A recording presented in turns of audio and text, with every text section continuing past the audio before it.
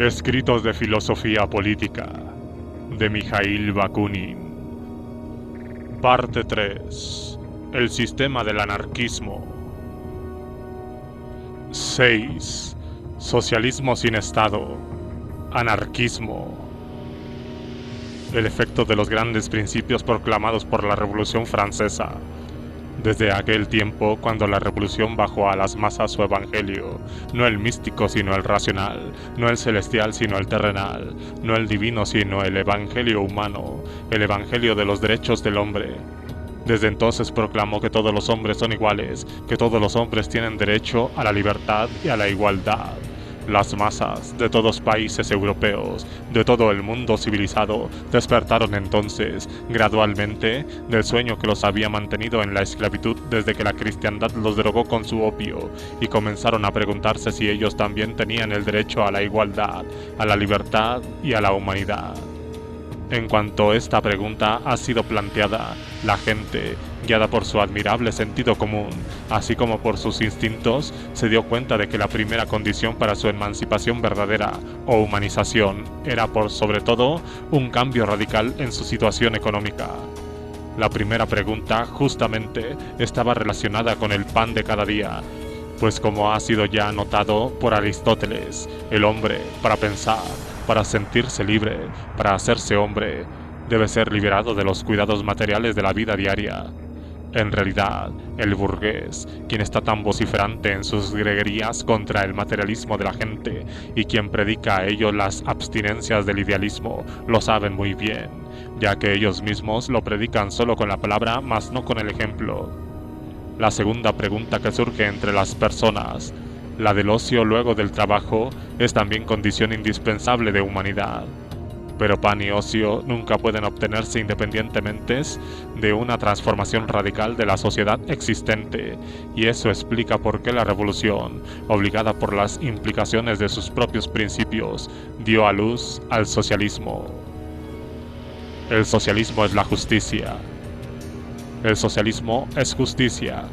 Cuando hablamos de justicia, entendemos por esta no la justicia contenida en los códigos y en la jurisprudencia romana, los cuales se han basado en gran medida sobre las verdades de la violencia alcanzada por la fuerza, violencia consagrada por tiempo y las bendiciones de alguna iglesia u otro, cristiano o pagano, y por lo cual se ha aceptado como principio absoluto que toda ley debe ser deducida por un proceso de razonamiento lógico. No hablamos de aquella justicia que está basada únicamente sobre la conciencia humana, la justicia que ha de buscarse en la conciencia de cada hombre, incluso en las de los niños, y que puede ser expresada en una sola palabra: equidad. Esta justicia universal que, debido a las conquistas por la fuerza y a las influencias religiosas, aún nunca ha prevalecido en los ámbitos políticos, jurídicos o económicos, debería hacerse la base del nuevo mundo. Sin ella no puede haber ni libertad, ni república, ni prosperidad, ni paz. Es ella entonces quien debe gobernar nuestras resoluciones para que trabajemos con eficiencia en el establecimiento de la paz. Y es esta justicia la que nos impulsa a asumir la defensa de los intereses de la gente terriblemente maltratada y a exigir su emancipación económica y social con libertad política. El principio básico del socialismo. No proponemos aquí, caballeros, este u otro sistema socialista. Aquello que ahora exigimos es la proclamación nuevamente del gran principio de la Revolución Francesa, que cada ser humano pueda poseer los medios materiales y morales para poder desarrollar así su humanidad. Un principio que, en nuestra opinión, debe ser traducido en el siguiente problema: organizar la sociedad de tal manera que cada individuo, hombre o mujer, pueda hallar, al entrar en la vida, medios aproximadamente equivalentes para el desarrollo de sus diversas facultades y de su ocupación laboral. Y organizar dicha sociedad de tal forma que haga imposible la explotación de algún trabajador, lo cual permitirá a cada individuo disfrutar de la riqueza social, que en realidad solo se produce por el trabajo colectivo, pero únicamente en la medida de su contribución directa a la creación de esa riqueza. Rechazamos al socialismo estatal. La consecución de esta tarea desde luego tomará cientos de años de desarrollo, pero la historia ya la ha traído ante nosotros y de aquí en adelante no podemos hacer caso omiso a ella sin condenarnos a declarar nuestra total impotencia. Nos apresuramos en agregar aquí que enérgicamente rechazamos cualquier tentativa de organización social que no admita la libertad más amplia tanto de los individuos como de las organizaciones, o que requiera la instauración de cualquier régimen de poder. En nombre de la libertad, la cual reconocemos como fundamento único y único principio creativo de la organización, económica o política, protestaremos contra todo aquello que remotamente pueda parecerse al comunismo estatista o al socialismo estatista. Abolición del derecho de herencia. La única cosa que, en nuestra opinión, el Estado puede y debería hacer es modificar poco a poco la ley de herencia para llegar cuanto antes a su completa abolición. Aquella ley es puramente una creación del Estado y una de las condiciones de existencia misma del Estado autoritario y divino, y ella puede y debería ser suprimida por la libertad en el Estado. En otras palabras, el Estado debería disolverse en una sociedad libremente organizada de acuerdo con los principios de justicia. El derecho de herencia, en nuestra opinión, debiera suprimirse, ya que mientras exista perdurará la desigualdad económica hereditaria, no la desigualdad natural de los individuos, sino la desigualdad artificial de clase, y ello siempre engendrará la desigualdad hereditaria en el desarrollo y la formación de las mentes, y cuya continuación sería la fuente y la consagración de todas las desigualdades políticas y sociales. La tarea de la justicia es establecer la igualdad para cada uno, pues aquella igualdad dependerá de la organización económica y política de la sociedad. Una igualdad con la que cada uno va a comenzar su vida y por la que cada uno, dirigido en su propia naturaleza, será el producto de sus propios esfuerzos. En nuestra opinión, la propiedad de los difuntos debería acumularse a los fondos sociales para la instrucción y la educación de los niños de ambos sexos, que incluye la manutención de ellos desde su nacimiento hasta que alcancen la mayoría de edad.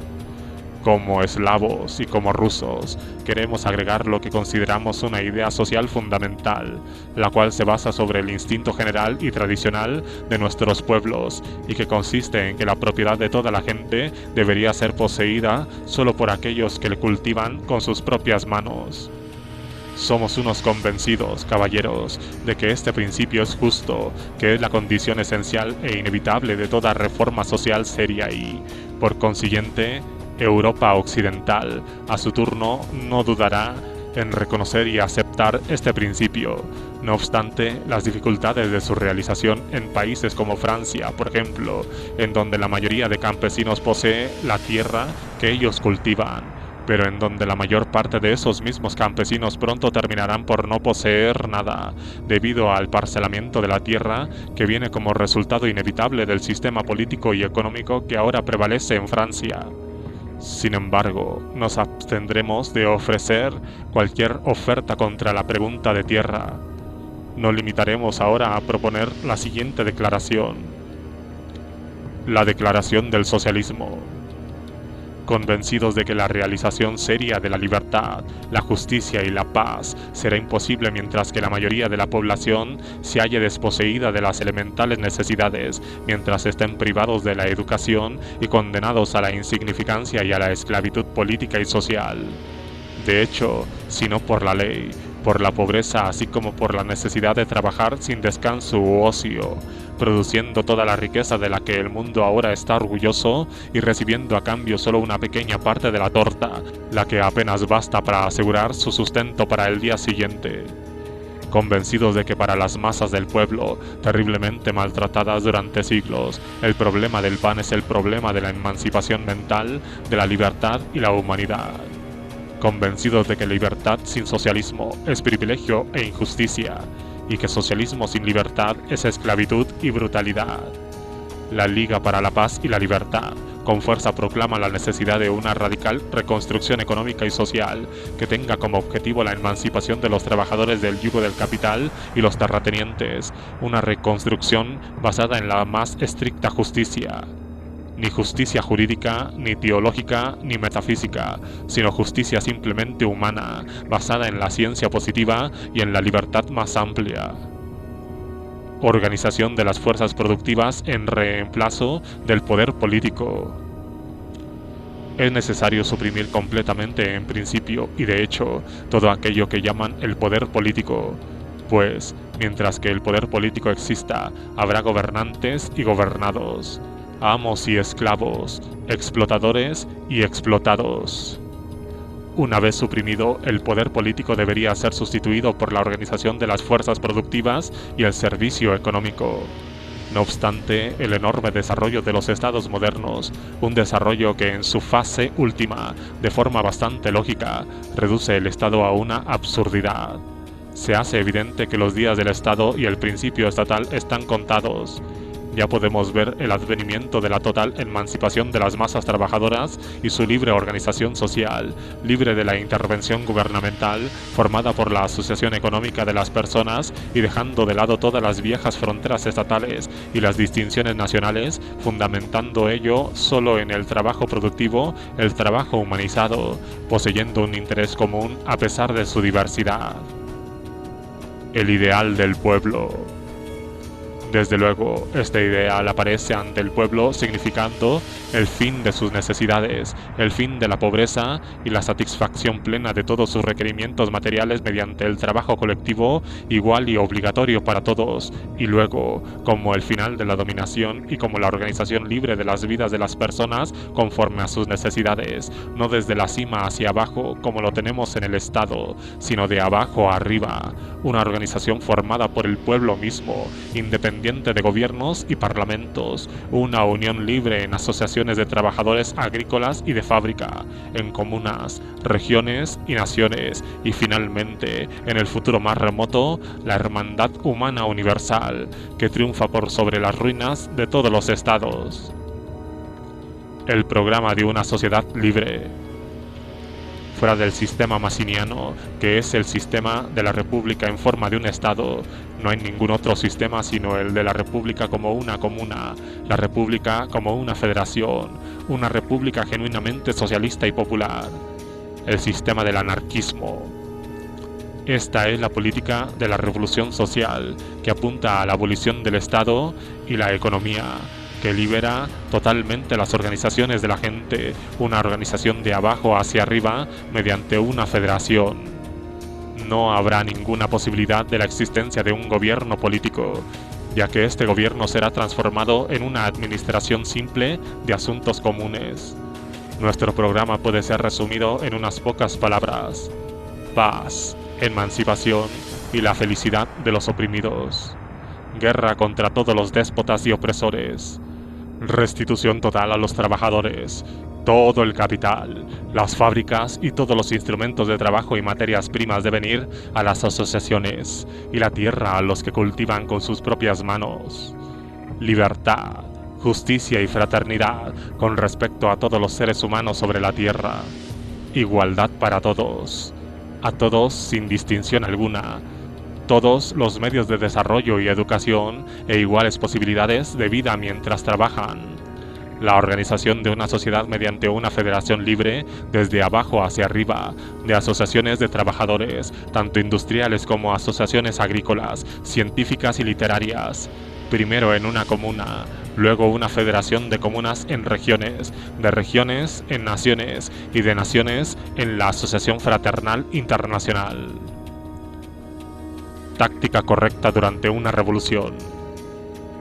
En una revolución social, en todo opuesta diametralmente a una revolución política, los individuos apenas si cuentan, mientras que la acción espontánea de las masas lo es todo. Todo lo que los individuos pueden hacer es clarificar, propagar y desarrollar las ideas que corresponden al instinto popular y, cosa aún más importante, contribuir con sus esfuerzos incesantes a la organización revolucionaria del poder natural de las masas. Pero nada más que eso. El resto solo podrá hacerlo el propio pueblo.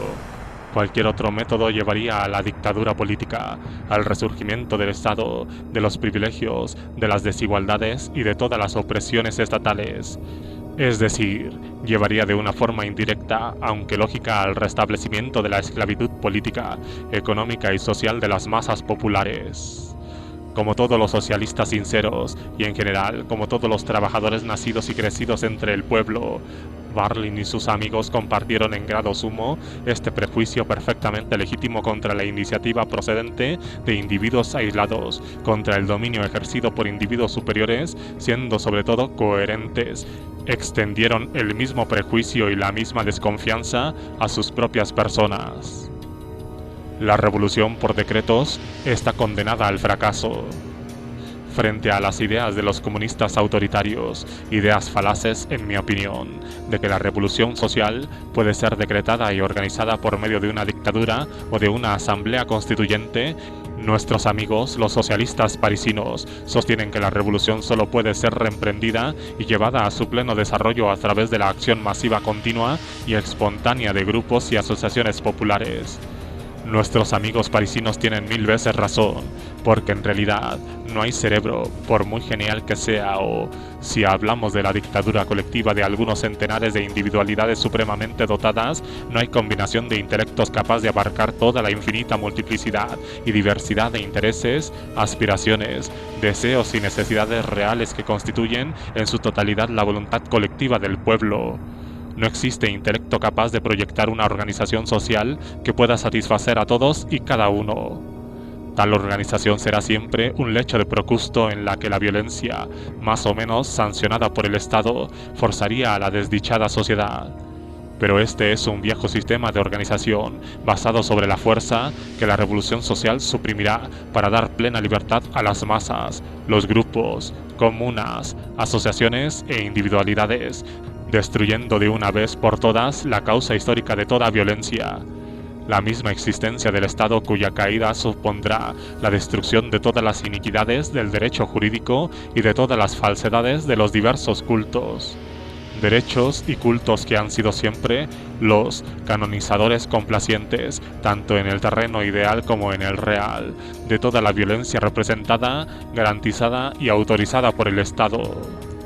Es evidente que solo cuando el Estado haya dejado de existir, la humanidad obtendrá su libertad y que solo entonces encontrará su auténtica satisfacción los verdaderos intereses de la sociedad, de todos los grupos, de todas las organizaciones locales y, en consecuencia, de todos los individuos que forman tales organizaciones. La libre organización seguirá a la abolición del Estado. La abolición del Estado y de la Iglesia deben ser la condición primera e indispensable para la emancipación efectiva de la sociedad. Solo después la sociedad podrá y deberá empezar su propia reorganización que, sin embargo, no debe efectuarse de arriba a abajo ni de acuerdo con algún plan ideal proyectado por unos pocos sabios o filósofos, ni mediante decretos promulgados por algún poder dictatorial o incluso por una asamblea nacional o elegida por sufragio universal. Tal sistema, como ya se ha dicho, llevaría inevitablemente a la formación de una aristocracia gubernamental, es decir, a una clase de persona que nada tiene en común con las masas del pueblo. Y esta clase volvería con toda certeza a explotar y someter a las masas bajo el pretexto del bienestar común o de la salvación del Estado. La libertad debe ir de la mano con la igualdad. Soy un partidario convencido de la igualdad económica y social porque sé que, sin esta igualdad, la libertad, la justicia, la dignidad humana, la moral y el bienestar de los individuos, como también la prosperidad de las naciones, no son sino otras tantas falsedades. Pero como soy al mismo tiempo un partidario de la libertad, primeramente condición de la humanidad, creo que la igualdad debería establecerse en el mundo por la organización espontánea del trabajo y la propiedad colectiva, por la libre organización de las asociaciones de productores en comunas y la libre federación de las comunas, pero de ningún modo mediante la acción suprema y tutelar del Estado. La diferencia entre los revolucionarios autoritarios y libertarios. Este punto separa fundamentalmente a los colectivistas o socialistas revolucionarios de los comunistas autoritarios, partidarios de la absoluta iniciativa del Estado. La meta de ambos partidos es idéntica. Ambos partidos desean la creación de un nuevo orden social basado exclusivamente sobre el trabajo colectivo en condiciones económicas iguales para todos, es decir, en condiciones de propiedad colectiva de los medios de producción. Pero los comunistas imaginan que esto puede lograrse mediante el desarrollo y la organización del poder político de las clases trabajadoras, encabezadas por el proletariado de la ciudad con ayuda del radicalismo burgués. Mientras los socialistas revolucionarios, enemigos de toda alianza ambigua, creen que este objetivo común no puede lograrse a través de la organización política sino mediante la organización social, y por tanto antipolítica, y el poder de las masas trabajadoras de las ciudades y los pueblos, incluyendo además a todos los que, a pesar de pertenecer por nacimiento a las clases altas, han roto voluntariamente con su pasado y se han unido abiertamente al proletariado aceptando su programa. Los métodos de los comunistas y los anarquistas. De ahí la existencia de dos métodos diferentes. Los comunistas creen que es necesario organizar las fuerzas de los trabajadores para tomar posesión del poder político estatal. Los socialistas revolucionarios las organizan con vistas a destruir, o si preferéis, una expresión más refinada, a liquidar al Estado. Los comunistas son partidarios del principio y la práctica de la autoridad, mientras los socialistas revolucionarios solo ponen su fe en la libertad. Ambos son partidarios por igual de la ciencia, que debe destruir la superstición y ocupar el lugar de la fe. Pero los primeros quieren imponer la ciencia al pueblo, en tanto que los colectivistas revolucionarios intentan difundir la ciencia y el conocimiento entre el pueblo para que los diversos grupos de la sociedad humana, una vez convencidos por la propaganda, puedan organizarse y combinarse espontáneamente en federaciones de acuerdo con sus tendencias naturales y sus intereses reales, pero nunca de acuerdo con un plan trazado previamente e impuesto a las masas ignorantes por algunas inteligencias superiores. Los socialistas revolucionarios creen que existe mucha más razón práctica e inteligencia en las aspiraciones instintivas y las necesidades reales de las masas populares que en las profundas inteligencias de todos esos instruidos doctores y tutores autodesignados de la humanidad, quienes teniendo ante sus ojos los ejemplos lamentables de tantos intentos abortados de hacer feliz a la humanidad, intentan todavía seguir trabajando en la misma dirección.